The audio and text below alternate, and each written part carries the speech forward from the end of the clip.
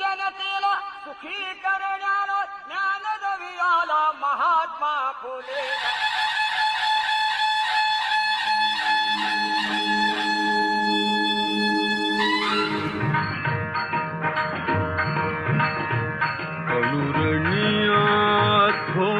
मुझको कहाँ ढूंढे रे बंदे, मैं तो तेरे पास. में भांति जो रहे मन इंद्रिया रविदास. युगों से शापित मानव को बदल दिया वरदानों में, हीन दिनों के आंसू तुम्ही ने बदले हैं मुस्कानों में. बुद्धं शरणं गच्छामि.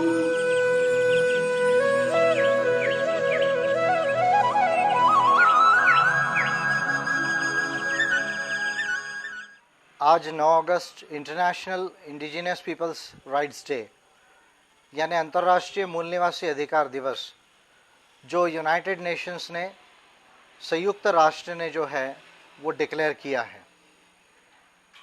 सर्वप्रथम इसकी मैं सभी आदिवासी मूल निवासी भाइयों को, बहनों को मंगल कामनाएं देता हूं. और महत्वपूर्ण बात यह है कि अभी अभी इंडिजिनियस पीपल्स राइट्स डिकेड जो है वो यूनाइटेड नेशंस ने जो है वो डिक्लेयर किया. और इस विषय में मैं ये कहना चाहूँगा कि इंडिया ने 1957 में ILO convention on tribal people and indigenous people के ऊपर में 107th कन्वेंशन जो है इंटरनेशनल लेबर ऑर्गेनाइजेशन का, उसको जो है साइन किया है इंडियन स्टेट ने. लेकिन 1989 के आते आते जो 169th कन्वेंशन है ILO का on tribal people and indigenous people, उसको साइन करने से इंडियन स्टेट ने नकार दिया. इर्रेस्पेक्टिव ऑफ द फैक्ट कि 1994 में पहला यूनाइटेड नेशंस डिक्लेरेशन हुआ राइट्स ऑफ इंडिजिनियस पीपल का, और उसके बाद 2007 में फिर यूनाइटेड नेशंस ने सेकंड डिक्लेरेशन किया है कि दुनिया भर के जो आदिवासी लोग हैं, जो मूल निवासी लोग हैं, जो इंडिजिनियस पीपल्स हैं, उनके क्या अधिकार होने चाहिए, उनके सोशल राइट्स क्या होने चाहिए, कल्चरल राइट्स क्या होने चाहिए, इकोनॉमिक राइट्स क्या होने चाहिए, कम्युनिटी राइट्स क्या होने चाहिए, apart from the civil and political rights. तो भारत का जहां तक सवाल है, तो Indian constitution is the first constitution in the world जिसने ट्राइबल्स को, शेड्यूल्ड ट्राइब्स को, जिनकी आबादी देश में जो है लगभग 8% के ऊपर है आज, उनके स्पेशल प्रोटेक्शंस को सेफगार्ड किया. इस मायने में डॉक्टर बाबा साहब अम्बेडकर ये पहले कॉन्स्टिट्यूशनल फिलॉसफर है, कॉन्स्टिट्यूशनल एक्सपर्ट है दुनिया के, जिन्होंने देश के आदिवासियों के लिए, इंडिजिनियस पीपल के लिए 5th शेड्यूल और 6th शेड्यूल का स्पेशल प्रोटेक्शन का प्रावधान किया, जो कॉन्स्टिट्यूशन के आर्टिकल 244 में निहित है. अपार्ट फ्रॉम द रिजर्वेशन, मैं जो आपको बता रहा हूँ, reservation in services, reservation in education के अलावा जो स्पेशल प्रोटेक्शन है 5वीं सूची और 6वीं सूची की, उसके तहत इंडियन कॉन्स्टिट्यूशन ये पहला कॉन्स्टिट्यूशन है दुनिया का जिसने आदिवासियों के राइट्स को सेफगार्ड किया. और दुनिया में उसके बाद इंडियन कॉन्स्टिट्यूशन में ट्राइबल राइट्स को सेफगार्ड करने के बाद दुनिया के ऐसे बहुत सारे कॉन्स्टिट्यूशंस है या कंट्रीज है जिन्होंने आइदर बाय कॉन्स्टिट्यूशन और by the law of their parliaments इसको सेफगार्ड किया. For example Latin American countries, Colombia है, बोलिविया है, निकारागुआ है, ब्राज़ील है, अर्जेंटीना है, या फॉर्मर जो है वो कॉमनवेल्थ कंट्रीज है, फॉर एग्जांपल कनाडा है, न्यूजीलैंड है. इस तरह की जो कंट्रीज है, इन्होंने वहाँ के आदिवासियों के, मूल निवासियों के जो है, मैक्सिको है, उन्होंने अपने अधिकारों को जो है वो सेफगार्ड किया है.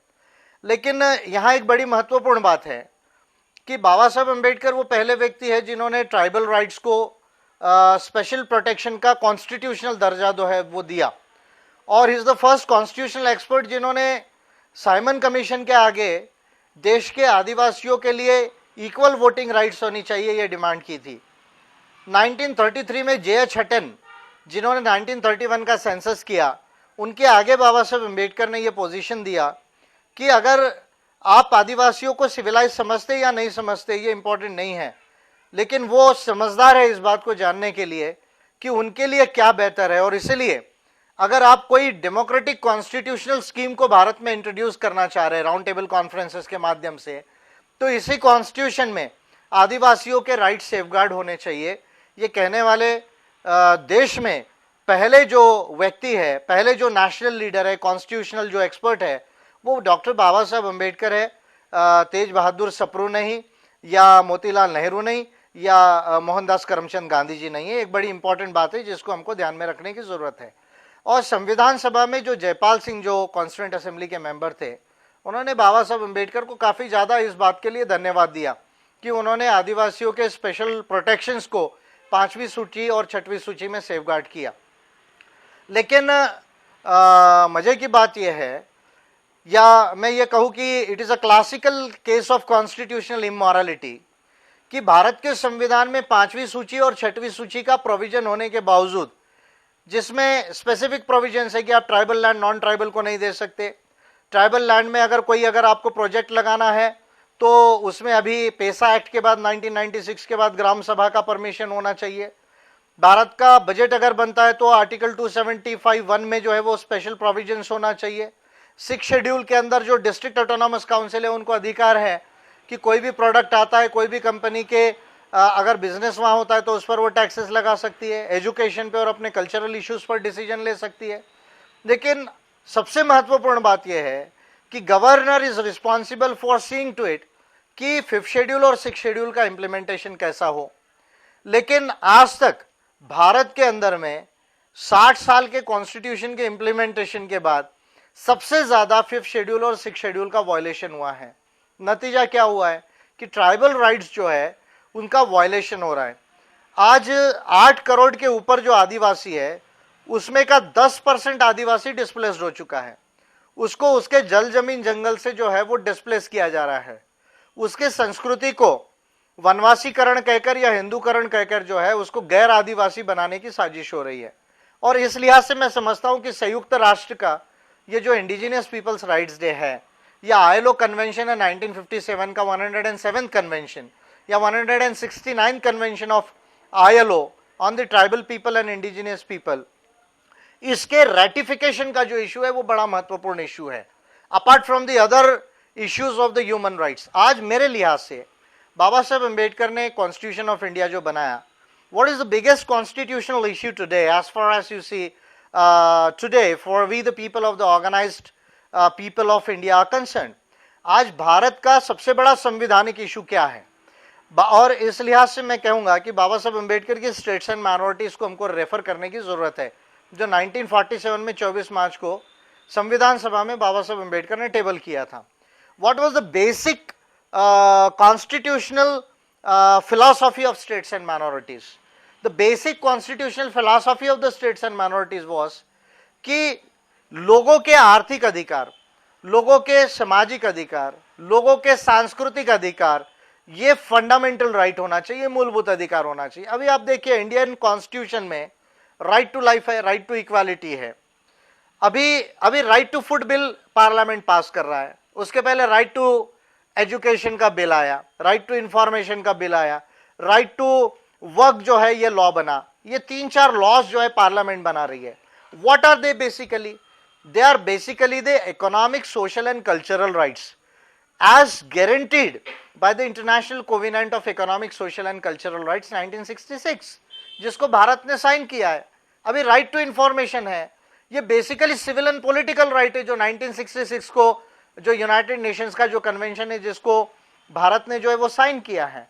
लेकिन महत्वपूर्ण बात है कि यूरोप के अंदर में या दुनिया के जो मॉडर्न कॉन्स्टिट्यूशंस है, 1980 के बाद के जो कॉन्स्टिट्यूशंस है, वो कॉन्स्टिट्यूशंस के अंदर में ह्यूमन राइट्स जो है उनके फंडामेंटल राइट का पार्ट बने हुए हैं।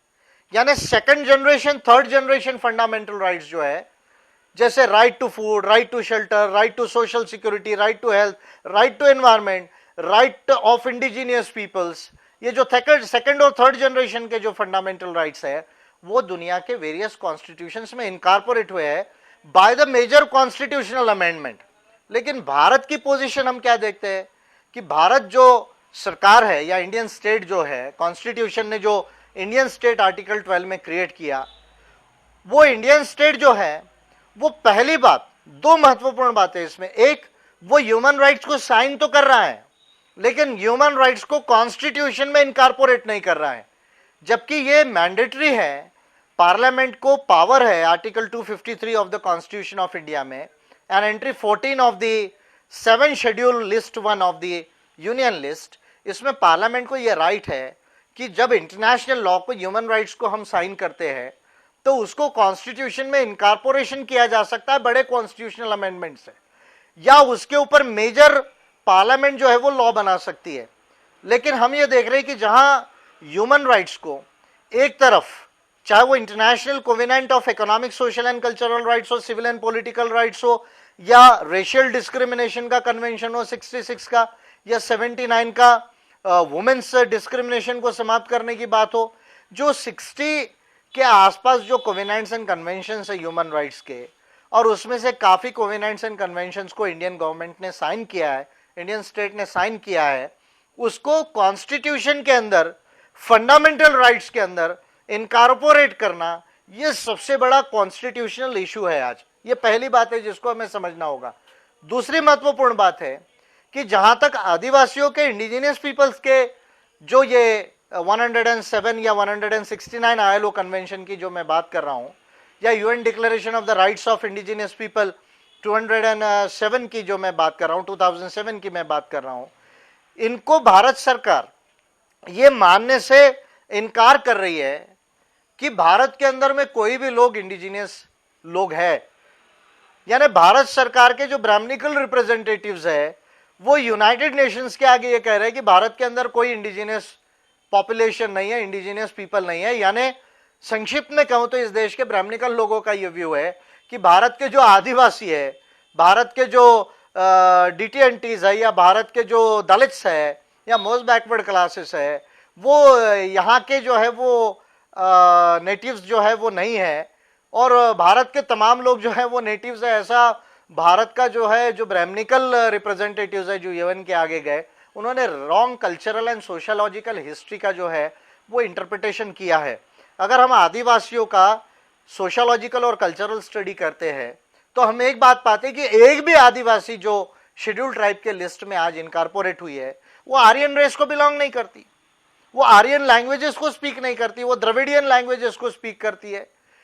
तो इसका क्या अर्थ निकलता है? और इस देश के अंदर में अगर हम प्री वैदिक हिस्ट्री में जाते हैं, what is the pre Vedic history of India?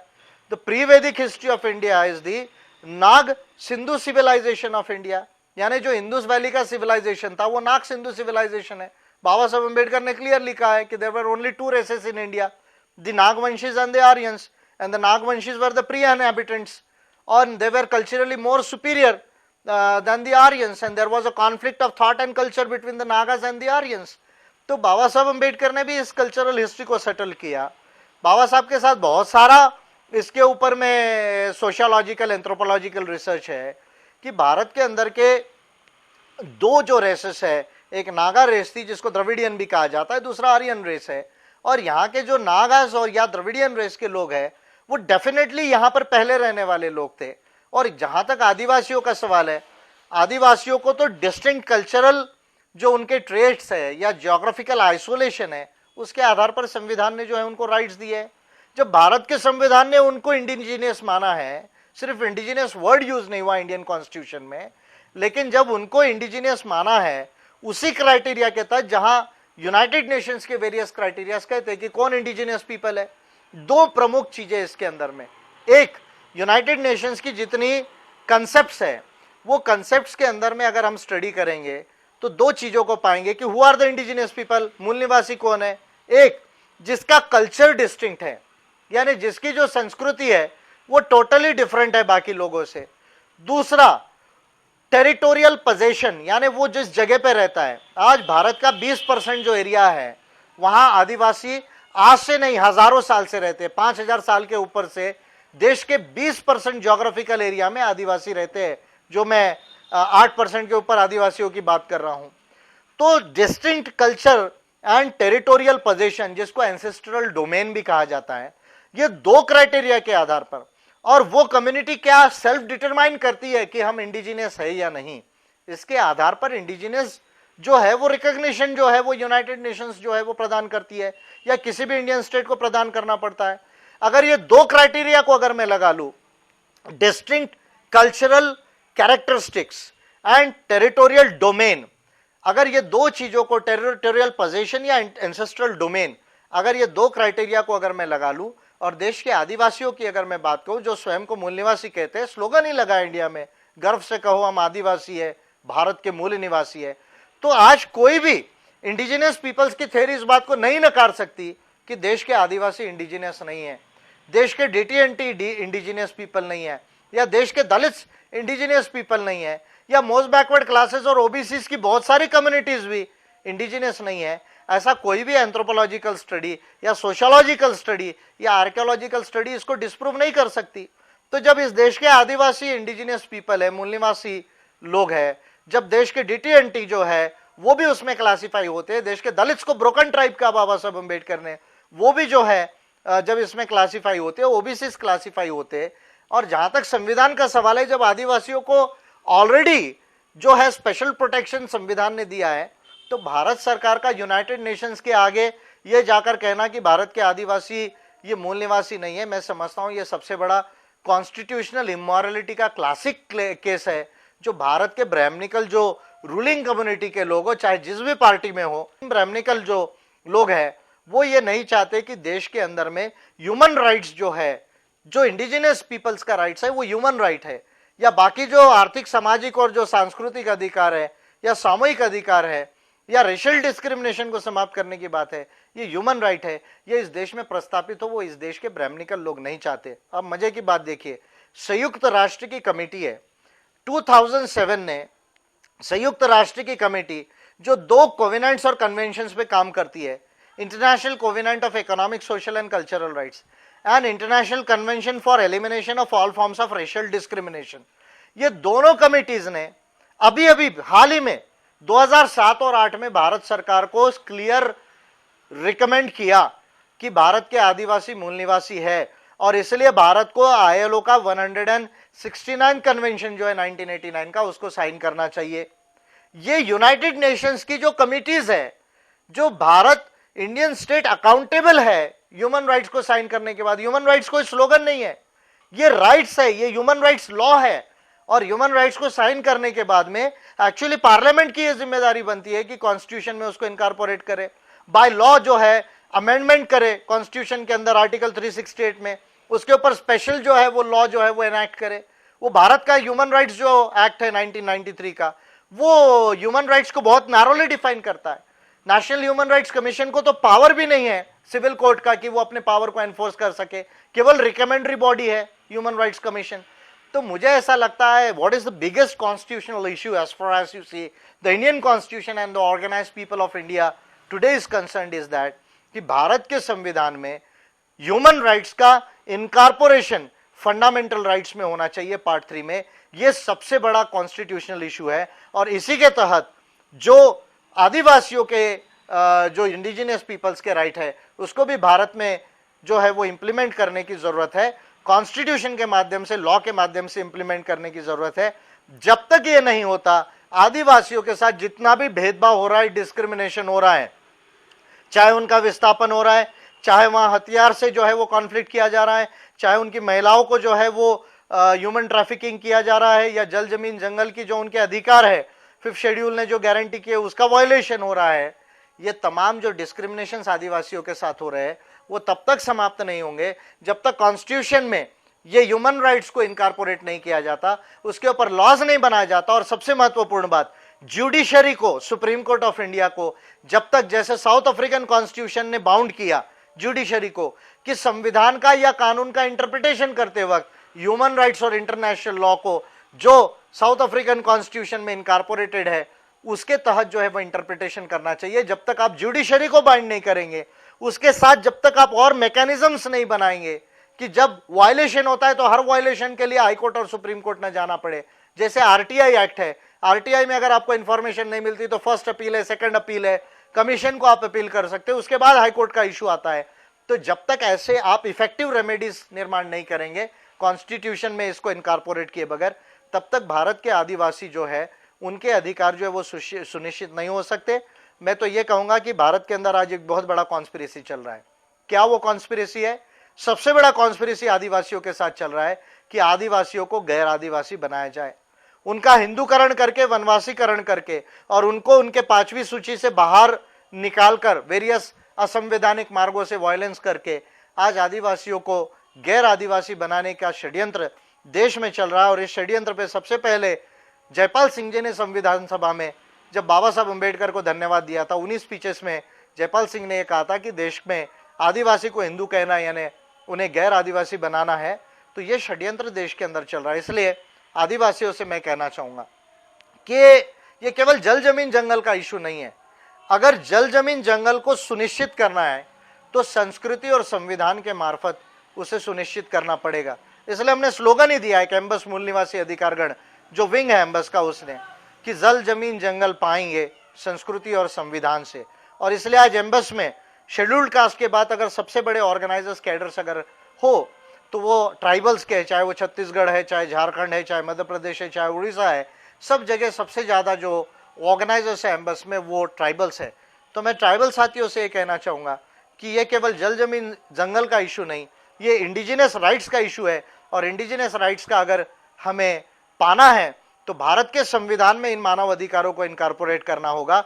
और इसलिए संस्कृति और संविधान की लड़ाई जो है वो सबसे बड़ी लड़ाई है। इसलिए मैं मेरे आदिवासी भाइयों और बहनों से ये कहना चाहूंगा कि कंप्लीट अम्बेडकरिज्म को, अम्बेडकरवाद की फिलॉसफी को एक्सेप्ट किए बगैर और देश में दलित और डीटीएनटी जो लोग हैं, जो भटके विमुक्त और दलित कम्युनिटी के लोग हैं, मोस्ट बैकवर्ड क्लासेस कम्युनिटीज के लोग हैं, उनके साथ मिलकर कंप्लीट अम्बेडकरिज्म के आधार पे जब तक ये पूरा स्ट्रगल जो है वो नहीं चलाया जाता, और यह स्ट्रगल जो है वो 4 रास्ते से चलाया जाना चाहिए। एक, मैंने 4 सॉल्यूशंस बताया आदिवासी प्रॉब्लम पे। पहला, संस्कृति का समाधान। क्या संस्कृति का समाधान है? 2 चीजें हैं। एक, आदिवासियों का जो रिलीजन है वो रिलीजन, आदिवासी कभी भी हिंदू नहीं था, तो इसलिए आदिवासी को सेंसस में अपने रिलीजन को ट्राइबल रिलीजन डिक्लेयर करना चाहिए। ऑलरेडी पिछले सेंसस में 80 लाख लोगों ने, आदिवासियों ने, 10% आदिवासियों ने अपना धर्म आदिवासी लिखवाया था। ये एक महत्वपूर्ण इश्यू है।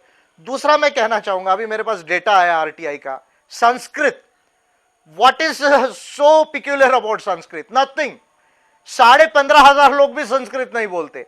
मेरे पास आरटीआई का डेटा है कल्चरल मिनिस्ट्री का। जिस भाषा को 15,500 लोग भी नहीं बोलते देश में, उसको 8 शेड्यूल में डाला है। और गोंडी, ये गोंडी को 2 करोड़ के ऊपर लोग बोलते हैं। संताली को 1 करोड़ 1.5 करोड़ के ऊपर लोग बोलते हैं। संताली तो ऑफकोर्स 8 शेड्यूल में है, लेकिन आदिवासियों को जो लैंग्वेज, जो संस्कृत की पहले की लैंग्वेजेस है, वो संस्कृत की पहले लैंग्वेजेस 8 शेड्यूल में नहीं है। तो 2 चीजें कहना चाह रहा हूं कि आदिवासी लैंग्वेजेस 8 शेड्यूल में आना है, उसके ऊपर लैंग्वेज पॉलिसी बनाना है, धर्म जो है वो ट्राइबल रिलीजन डिक्लेयर करना है। ये पहला कल्चरल सोल्यूशन है।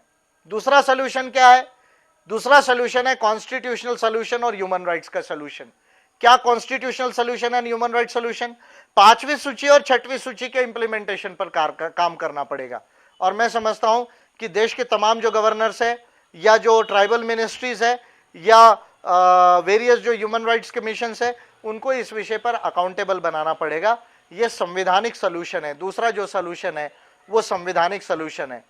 मानव अधिकारों का सोल्यूशन मैं ऑलरेडी बोल चुका हूं कि जितने ये आईएलओ का कन्वेंशन है 169 का, उस पर भारत सरकार को साइन कराकर और जितने भी मानव अधिकार है उसको कॉन्स्टिट्यूशन में इंप्लीमेंट कराना पड़ेगा। ये मानव अधिकारों का सोल्यूशन है। और चौथा सोल्यूशन जो है वो राजनीतिक सोल्यूशन है। अब देश में वो समय आ गया है कि जो ब्राह्मणिकल गवर्नमेंट्स है, जो ब्राह्मणिकल पार्टीज है इस देश में, जो 50 सालों से 55 सालों से रूल करने के बाद आज देश 134वें नंबर पर चले गया ह्यूमन डेवलपमेंट इंडेक्स में। आज तक आदिवासियों के, शेड्यूल्ड कास्ट के, डीटीएनटी के राइट सेफगार्ड नहीं हुए। वो ब्राह्मणिकल गवर्नमेंट्स को हमें चेंज करना पड़ेगा और देश में आदिवासी गवर्नमेंट फॉर्म करना पड़ेगा।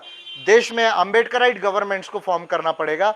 और इसके लिए हमें अपना रिप्रेजेंटेशन जो है वो अम्बेडकराइट पार्टीज के माध्यम से, जो है वो अम्बेडकराइट पार्टी के माध्यम से देश में जो है वो पूरा करना पड़ेगा। इस तरह के 4 सॉल्यूशंस को फिर रिपीट कर रहा हूं, सांस्कृतिक समाधान, संवैधानिक समाधान, मानव अधिकारों का समाधान और राजनीतिक समाधान, जब तक ये चारों समाधानों पर अंबेडकरिज्म के आधार पर इस देश के आदिवासी जो है दलित्स के साथ, भटके विमुक्तों के साथ मिलकर पूरा मूवमेंट नहीं चलाते, मैं ये समझता हूं कि देश में आदिवासियों की प्रॉब्लम सॉल्व नहीं होगी, क्योंकि इस देश में ब्राह्मणिकल फोर्सेस उनको गैर आदिवासी बनाने का बड़ा षड्यंत्र कर रही है। और मुझे ये डर है कि 20 साल बाद, 30 साल बाद इस देश में जब सेंसस होगा तो ट्राइबल कैरेक्टरिस्टिक्स इसमें नहीं है, क्योंकि हिंदू हो गए लोग और साथ में अब 5वें शेड्यूल में भी वो नहीं रहते। इसलिए जो है, जो 2 बेसिक क्राइटेरिया इंडिजिनियस पीपल के, उससे उनको जो है वो बाहर ले जाने का षड्यंत्र ब्राह्मणिकल फोर्सेस कर रही है। इसको अगर हमें डिफीट करना है तो अंबेडकरिज्म के आधार पे मूवमेंट चलाकर ये 4 समाधानों पर काम करना होगा, तभी इस देश के आदिवासियों के अधिकार, मूल निवासियों के अधिकार सेफगार्ड हो सकते हैं और वो सपना साकार हो सकता है जो बिरसा मुंडा या बाबा साहब अम्बेडकर ने हम सबके लिए जो है वो देखा। और जो बाबा साहब अम्बेडकर जिस तरह का प्रबुद्ध भारत बनाना चाहते थे, उस तरह का प्रबुद्ध भारत, गोंडवाना लैंड अगर हमें प्राप्त करना है, आदिवासी राज्य को प्राप्त करना है, तो इस देश को हिंदुस्तान नहीं प्रबुद्ध भारत बनाना पड़ेगा, संवैधानिक और लोकतांत्रिक भारत बनाना पड़ेगा। तभी जाकर एक नया भारत निर्माण होगा जो समता, स्वतंत्र, बंधुत्व, न्याय और मानवतावाद के आधार पर चलेगा। मैं समझता हूं कि आज 9 अगस्त international indigenous peoples rights day के लिए ये संदेश हमारे आदिवासियों के लिए महत्वपूर्ण है। और जहां तक एम्बस का सवाल है, आदिवासियों के राइट्स के लिए एम्बस ये पहला ऑर्गेनाइजेशन है जिसने सिस्टमैटिक ढंग से आदिवासी पहचान, आदिवासी अस्मिता और आदिवासी अधिकार के ऊपर में 2009 से जो है वो कार्य करना स्टार्ट किया और आज बड़े पैमाने पर इसके ऊपर में एम्बस ने लीड लिया है। तो मैं अपील करूंगा तमाम आदिवासी हमारे भाई और बहनों से कि कंप्लीट अम्बेडकरिज्म को एक्सेप्ट करके इस अपनी समस्या को सॉल्व करे और अपनी मुक्ति करे और नया जो है वो आदिवासी जो लैंड है और प्रबुद्ध भारत के अंदर में निर्माण करे। जय भीम, जय फुले, जय बिरसा, जय प्रबुद्ध भारत।